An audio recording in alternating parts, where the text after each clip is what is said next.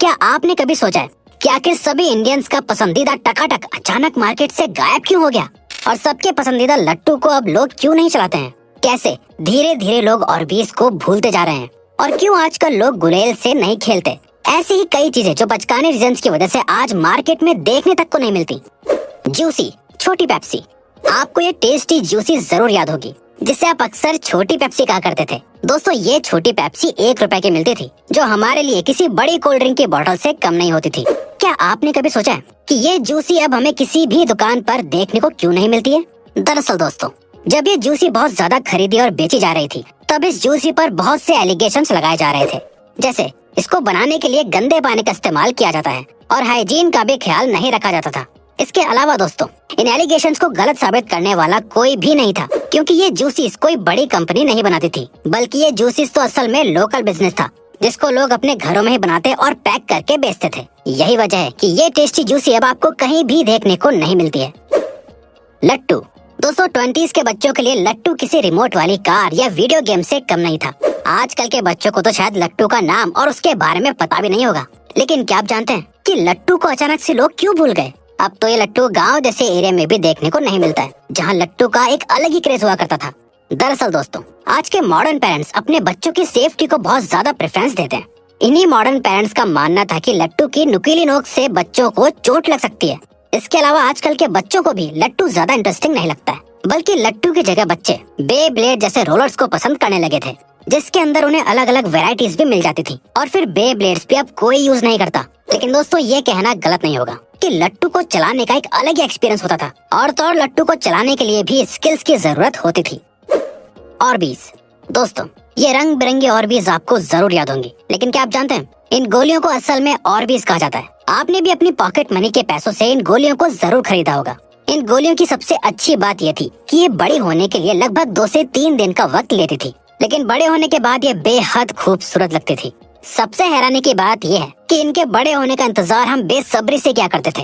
वैसे क्या आपको पता है कि अब ये गोलियां देखने को क्यों नहीं मिलती हैं? दरअसल दोस्तों, ये गोलियां बड़ी होने के बाद बहुत ही जल्दी अपने आप टूट जाती थी, जिस वजह से बच्चों को लगने लगा कि मानो जैसे उनके पैसे वेस्ट हो गए हैं और इसीलिए धीरे धीरे लोगों ने ऑर्बीज को खरीदना बंद कर दिया। खैर, ऑर्बीज आज भी बहुत ही कम जगह और कुछ ही मॉल्स वगैरह में मिलती हैं, लेकिन इसकी सेल्स अब बहुत कम हो चुकी है।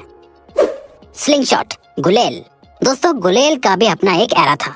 जिस तरह से लोग आजकल टिकटॉक और रील्स को लेकर पागल हैं, ठीक उसी तरह लोग गुलेल के लिए पागल थे। गुलेल बहुत ही इंटरेस्टिंग खिलौना हुआ करता था। लोग इससे पेड़ का फूल तोड़ा करते थे और तो और निशानेबाजी की प्रैक्टिस किया करते थे। क्या आपको पता है कि लोगों ने इससे खेलना क्यों बंद कर दिया? दरअसल दोस्तों, गुलेल जितना इंटरेस्टिंग और मजेदार खिलौना था उतना ही ज्यादा डेंजरस भी था। अब जैसे बच्चे तो बच्चे ही होते हैं, उन्हें नहीं पता होता कि किसी खिलौने से लोगों को गहरी चोट भी लग सकती है। आपस में खेलते वक्त अक्सर गुलेल से दूसरे बच्चों को चोट लग जाती थी, बल्कि कुछ बच्चे तो दूसरे लोगों को परेशान करने के लिए भी स्लिंग शॉट से उन पर निशाना लगाते थे। अब इतनी सारी शिकायतों के बाद कुछ जगहों पर स्लिंग शॉट को बैन कर दिया गया था, जिसके बाद गुलेल के प्रोडक्शन में बहुत गिरावट आई थी। फिर धीरे धीरे मार्केट में और भी ज्यादा सेफ खिलौने आने लगे और लोगों ने गुलेल से खेलना बंद कर दिया। प्लेइंग कैंडी, आपको ये खेलने वाली कैंडीज तो याद ही होगी। इस कैंडी का भी अपना ही एक अलग ही मजा हुआ करता था। इन कैंडीज को बच्चे प्लेइंग कैंडी कहा करते थे। दरअसल दोस्तों, ये कैंडी अपने टेस्ट की वजह से नहीं बल्कि अपने प्लेइंग नेचर की वजह से बच्चों के बीच बहुत मशहूर थी।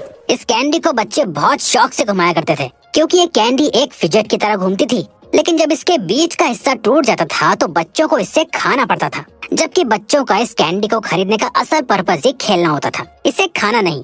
वक्त के साथ साथ बच्चे बड़े होने लगे और उनका इंटरेस्ट बदलने लगा, जिसके बाद प्लेइंग कैंडी का ट्रेंड अपने आप खत्म हो गया।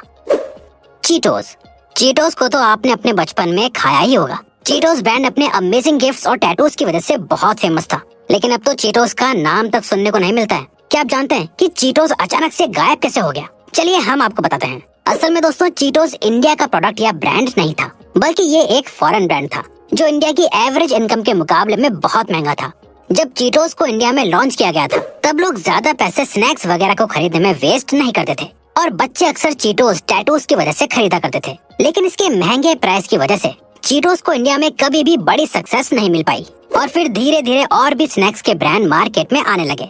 जिनका प्राइस भी चीटोस से काफी कम था। इसीलिए लोगों ने चीटोस को खरीदना बंद कर दिया। वैसे चीटोस आज भी बिकता है, लेकिन इसकी प्रोडक्शन, सेल्स और क्वांटिटी बहुत कम हो चुकी है। संतरे वाली टॉफी। आपने बसेस में अक्सर ये छोटी छोटी ऑरेंज कैंडीज बिकती हुई देखी होंगी। क्या आप जानते हैं कि एक जमाना था जब ये कैंडीज हर एक दुकान पर आसानी से मिला करती थी। दोस्तों, ये ऑरेंज कैंडी अपने खट्टे मीठे टेस्ट के लिए बहुत मशहूर थी। सबसे अच्छी बात ये थी कि ये 1 रुपए की 4 कैंडीज मिला करती थी, जो शायद सबसे सस्ती हुआ करती थी, और लोग भी इन कैंडीज को खाना बहुत पसंद करते थे। लेकिन ये कैंडीज अब बहुत ही कम देखने को मिलती हैं। दरअसल दोस्तों, इन कैंडीज को लोकल बिजनेस बनाया करते थे, जिनका कोई ब्रांड नेम नहीं होता था।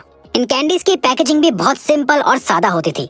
यही वजह है कि ये कैंडीज बाकी के बड़े कैंडी और चॉकलेट के ब्रांड से कंपटीशन नहीं कर पाई, और धीरे धीरे इनकी सेल कम होने लगी, जिसके बाद लोकल बिजनेस ने भी इनके प्रोडक्शन को लो कर दिया। यही वजह है कि ये ऑरेंज कैंडीज अब बहुत ही कम ही जगह देखने और खाने को मिलती हैं।